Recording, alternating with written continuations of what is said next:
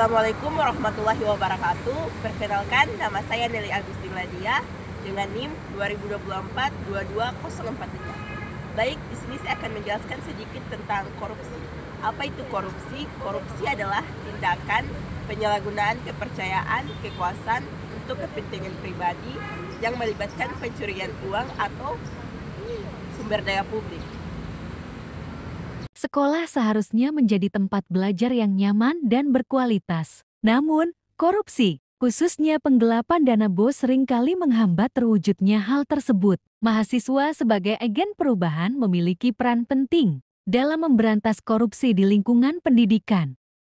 Baru-baru ini terjadi kasus penyelapan dana BOS di beberapa sekolah, khususnya di Maluku, yaitu di SMP 9 Ambon, dengan anggaran tahun 2020 sampai 2023 dengan anggaran 6.016.519.409. Diketahui total dana yang dikelola MTS Negeri Ambon tahun anggaran 2023 dan 2024 sebesar 3.306.250. Namun pihak sekolah melalui kepala sekolah selaku pengguna kuasa anggaran KPH tidak melaksanakan kewajibannya dengan benar, sehingga mengakibatkan kerugian negara sebesar 614 juta. SMA 10 Tanimbar dengan korupsi dana BOS sejumlah 2,6 miliar dan pungki sebesar 400 juta. Baik, perkenalkan, nama saya Nelly Agustin Ladia. Saya mahasiswa Fakultas FISIP, Prodi Administrasi Negara dengan NIM 2024-22045. Baik, di sini saya akan mewawancarai saudara dari Fakultas Hukum terkait korupsi. Halo, perkenalkan, nama saya Humairul Anwari dengan NIM 2024-21159. Saya mahasiswa dari Fakultas Hukum.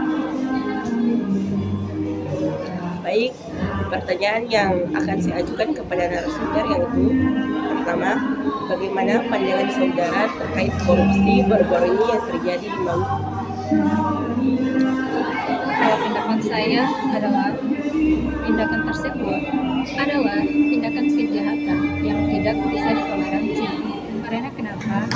Karena yang seharusnya dana yang diperuntukkan untuk kepentingan untuk pendidikan seperti pengadaan buku, perbaikan sarana, dan kepentingan kesejahteraan guru justru malah disalahgunakan untuk kepentingan pribadi.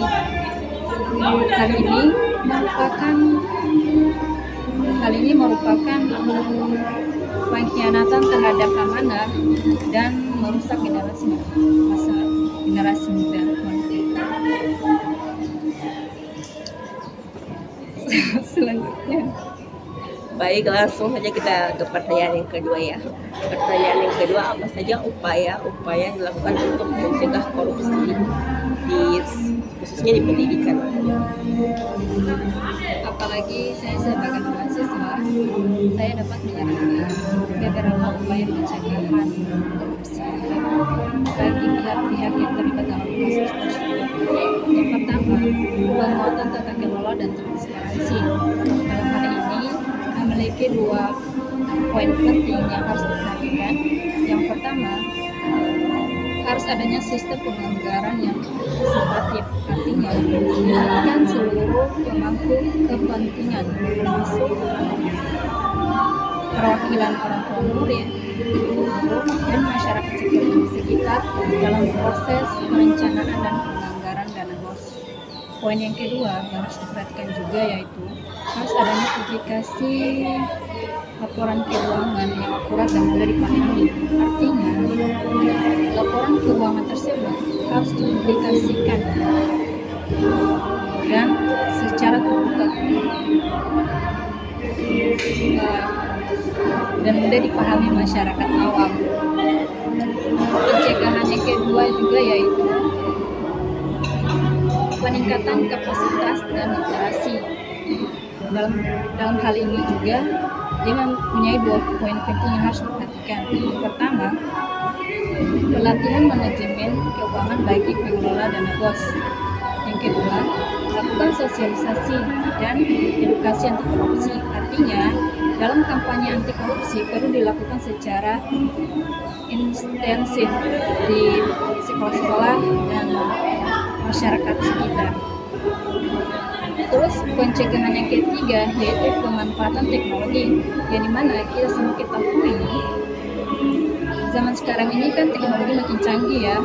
Jadi harus adanya sistem informasi manajemen dana BOS berbasis teknologi, karena penggunaan sistem online untuk pengelolaan dana BOS dapat meningkatkan transparansi dan akuntabilitas. Dan upaya pencegahan yang terakhir yaitu ini juga yang sangat penting dan harus diperhatikan, yaitu penegasan hukum atau penegakan hukum harus tegas dan konsisten. Itu saja kakak. Baik, kita lanjut ke pertanyaan ketiga. Pertanyaan ketiga itu apa sanksi yang tepat bagi pihak-pihak yang terlibat dalam korupsi dana BOS di Maluku dan undang-undang? Kalau untuk sanksinya, ada beberapa sanksi yang diberikan bagi pihak-pihak yang terlibat dalam kasus tersebut, yaitu seperti penurunan pangkat atau jabatan, selanjutnya yaitu pemberhentian jabatan, selanjutnya mutasi kerja, dan ganti rugi.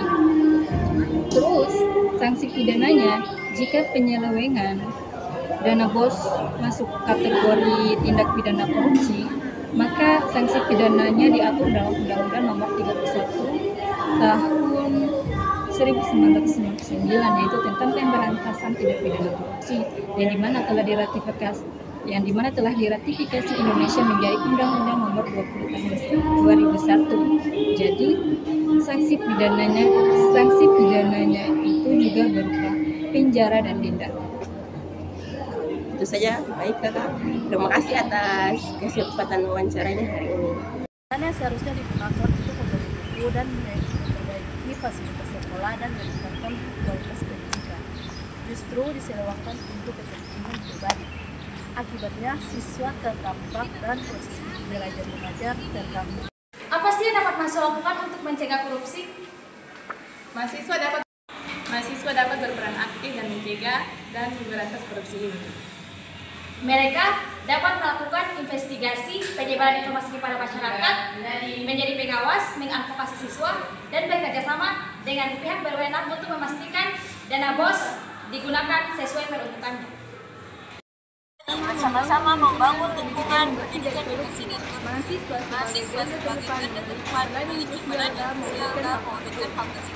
Bergabunglah dalam gerakan Indonesia Lebih Baik.